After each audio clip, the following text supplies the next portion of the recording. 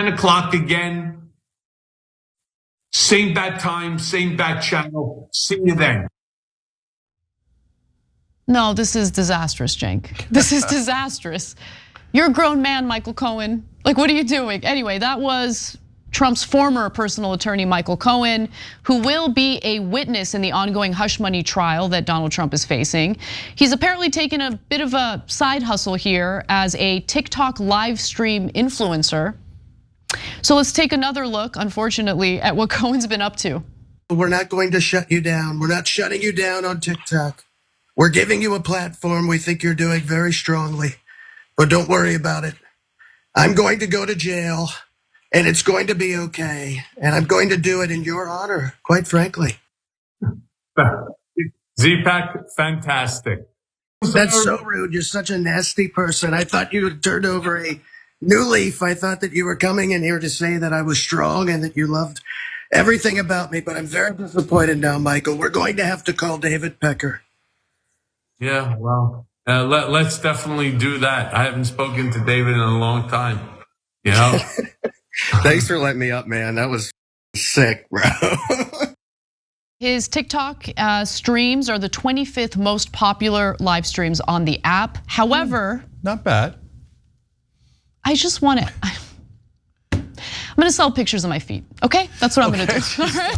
Like, I'm gonna be a millionaire. Like, why? Why am I doing this? Like, what is this? Yeah, well, all look, right. Ironically, everybody wants to do what you're doing. So now everybody's trying to get their 15 minutes of fame. Plus, they're trying to monetize. He's monetizing, he's raising money off of it, yeah. Of course, and look, I get it. Pausing here to deliver some honest truth as we do in our news coverage as well.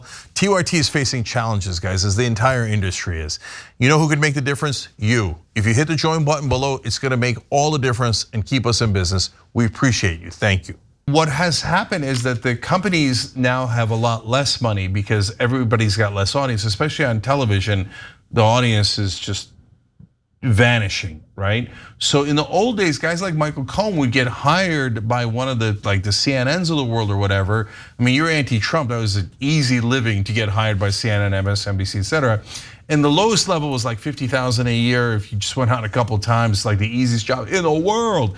A lot of times it's $200,000 or more to be a contributor, sometimes $500,000. But since all that stuff went away, that's why they're selling feet pics on OnlyFans, and they're doing TikTok and Cameo. No judgment, no judgment. Yeah, and by the way, like literally no judgment. And I've gone on Michael Cohen's podcast. I kind of like the guy, right? But yeah, this is what happens in this age. But there are some concerns that what he is doing on TikTok, which is mostly talking about and venting about Trump, discussing the hush money trial, all that, it could discredit him as a witness in regard to the way the jurors perceive him, right? So that's like one of the things that's being brought up. But is that even a thing anymore though? I mean, like, I don't know, Cenk, because I remember Trump's like the biggest entertainer, the biggest clown. I get it, you're right about that. And look, I just remember being a juror, and I just took the rule of not discussing the trial outside of the courtroom until the trial was adjudicated, right? The case was adjudicated. Yeah, and I guess that was a suggestion, not a rule, I guess? No, but that's the problem with Trump, because he violates the rules so much that it makes it feel like there's anarchy, there's lawlessness. Anyone can violate the rules about not speaking about the trial. So should he speak about the trial on TikTok? Absolutely not, no. Yeah, okay, good. Yeah. So we're in agreement on that. Yeah. If he wants to complain about Trump, just broadly speaking, of course he has the right to do that. And he says it's an important way for him to vent. Like, I could tell he's really bitter about the fact that he's already served prison time because of favors he did for Trump, for the hush money trial, for the hush money case. Yeah, I agree with him 200%. That's what I say every time, which is, this brother already went to prison for a couple of years for the same exact crime as Trump is being charged with right now. So why, everybody's like, they shouldn't charge Trump. then what the hell did you charge Michael Cohen for?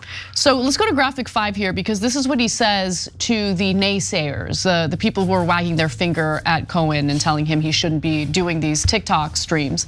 It gives me an opportunity to vent, and I have a problem sleeping. I'm a terrible sleeper. I don't sleep more than a few hours a night. The idea that you should do live streams when you're suffering from insomnia is insane to me. I also suffer from insomnia. Believe me, I should not be doing streams. So here I am. We build a community here. And what's the purpose of the community? To ensure that the 2024 election is a massive blue wave. So do me a favor, smash those blue hearts, smash the likes. Oh my God. The guy's the former president's fixer, and now he's telling you to smash the like button. If ever there was a perfect symbol of our times, that's it. Every time I think of Michael Cohen, I think of him saying the name calamari. During I think it was a House hearing where he was asked by AOC about how Donald Trump inflates his assets in order to secure insurance and loans from banks, and then deflates his assets in order to dodge taxes. And while he was explaining that and all the different financial figures who help him do that, he mentioned Weisselberg, calamari. You know how he talks. Like I like his accent. That's the one thing about Michael Cohen that I'll give him credit for. I like that accent. It's a funny thing to give him credit for. Okay, yeah. But I'm just picturing Haldeman and a lot of the architects of the Watergate break-in being like, smash the like button, everybody. I know. So crazy. But by the way, back in the day, one of the guys who actually did the break-in, G. Gordon Liddy, did have a radio show.